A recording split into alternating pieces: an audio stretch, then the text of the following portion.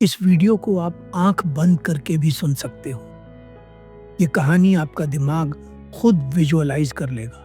जीवन में ज्यादातर स्थितियां ऐसी आती हैं जिनमें हमारे पास दो विकल्प होते हैं, पर समस्या ये है कि हम समझ ही नहीं पाते कि हमें चुनना क्या है, हमारे लिए सही क्या है। उन दोनों ही विकल्पों में एक विकल्प ऐसा होता है जो हमारे जीवन को बना सकता है और दूसरा विकल्प ऐसा होता है जो हमारे जीवन को तहस नहस कर सकता है। एक छोटी सी कहानी गौतम बुद्ध के जीवन से जो आपको बताएगी कि निर्णय कैसे लें और सही निर्णय कैसे लें।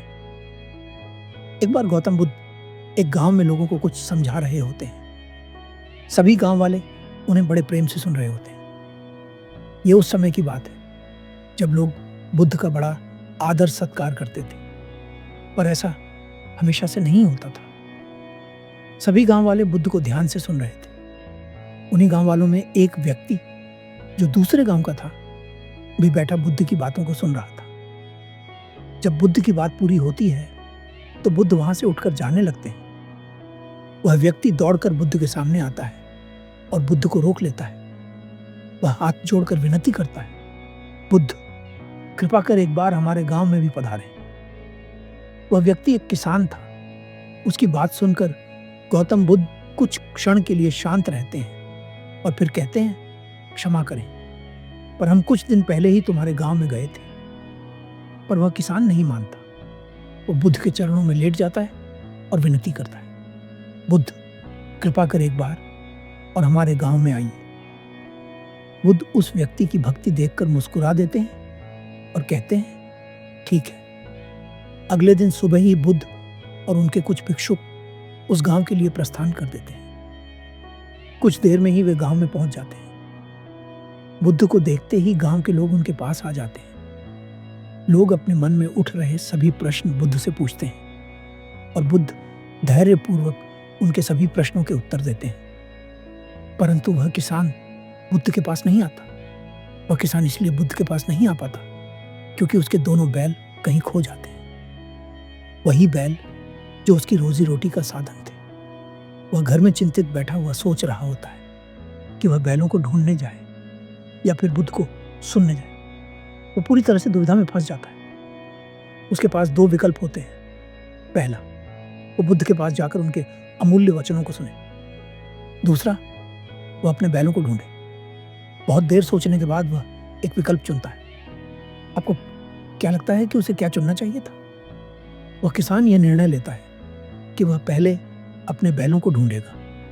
वह जंगल में अपने बैलों को खोजने चला जाता है। इस बीच बुद्ध और उनके सभी भिक्षुक उस किसान का इंतजार कर रहे होते हैं जिसने स्वयं उन्हें गांव में बुलाया था। बहुत देर तक प्रतीक्षा करने के बाद जब किसान नहीं आता तो बुद्ध और उनके भिक्षुक गांव से वापस लौट जाते हैं। किसान बड़ी मेहनत के बाद अपने दोनों बैलों को ढूंढ लाता है। उसे खुशी तो होती है कि उसके बैल मिल गए, पर उसे इस बात का दुख भी होता है कि उसने ही बुद्ध को अपने गांव बुलाया था और वहीं उनसे मिलने नहीं जा सका। अगले दिन सुबह ही वह किसान बुद्ध को ढूंढते ढूंढते उनके पास पहुंचता है। वह उनके चरणों में लेट जाता है और रोने लगता है। बुद्ध उसे देखते हैं और कोमल स्वर में पूछते हैं, तुम रो क्यों रहे हो? वह किसान बुद्ध से कहता है, बुद्ध मैंने ही आपको गांव में बुलाया था और मैं ही आपसे मिलने नहीं आ सका।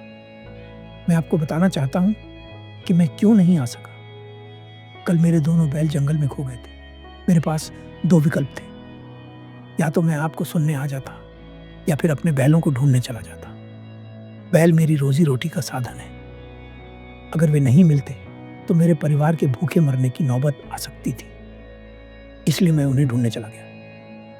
बुद्ध ये सुनकर मुस्कुराते हैं। वे उस व्यक्ति को अपने गले से लगा लेते हैं और कहते हैं, अगर तुम उस समय मुझसे पूछते कि तुम्हें क्या चुनना चाहिए तो मैं भी तुमसे यही कहता जो तुमने किया, क्योंकि अगर तुम बैलों को ढूंढने के बजाय मुझे सुनने आ जाते तो तुम मेरा एक भी शब्द ध्यान से नहीं सुन पाते। तुम केवल अपने बैलों के बारे में ही सोचते। पर अब तुम्हारे बैल मिल गए हैं। अब तुम मुझे पूरी एकाग्रता से सुन सकते हो। मैं बहुत खुश हूं कि तुमने अपने कर्म को चुना। बुद्ध की यह बात सुनकर उस व्यक्ति के मन से बोझ उतर जाता है और वह उनके पास बैठकर ध्यान से उनकी वाणी सुनता है। सीख, जीवन में कई बार हमें ऐसे फैसले लेने पड़ते हैं जिनमें सही और गलत का निर्णय करना कठिन हो जाता है, परंतु हर परिस्थिति में हमें यह देखना चाहिए कि उस समय क्या अधिक महत्वपूर्ण है। सही निर्णय वही होता है जो परिस्थिति के अनुसार लिया जाए और जिससे मन को शांति मिले।